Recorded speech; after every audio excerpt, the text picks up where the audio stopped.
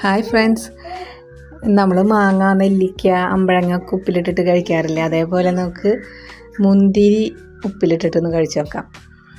നല്ല പുളിയാ മുന്തിരി കിട്ടിയിട്ടുണ്ട് കേട്ടോ. അപ്പോൾ ഞാനതിനെ ആദ്യം തന്നെ ഉപ്പും മഞ്ഞളൊക്കെ ഇട്ട് നന്നായി ഒന്ന് കഴുകി വൃത്തിയാക്കി വെച്ചിട്ടുണ്ട്.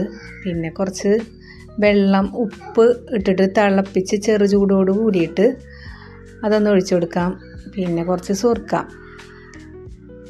നമുക്കിതിലേക്ക് എരിവിന് വേണ്ടിയിട്ട് കുറച്ച് പച്ചമുളക് ഇട്ടിട്ടുണ്ട്. നാടൻ മുളകാണെങ്കിൽ അതാണ് ബെസ്റ്റ്. ഇതിപ്പോൾ അങ്ങാടി മുളകാണ് ഇട്ടിട്ടുള്ളത്. പിന്നെ കുറച്ച് വേപ്പിലയും കൂടി ഇട്ടിട്ട് ഇത് നമുക്കൊരു ഗ്ലാസ് ജാറിലിട്ടിട്ട് മൂടി വെക്കാം.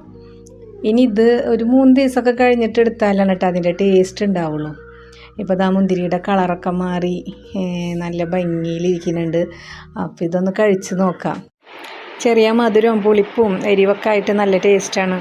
നെല്ലിപ്പുളിയൊക്കെ കഴിക്കില്ലേ, അതേപോലെ ഉണ്ടാവും.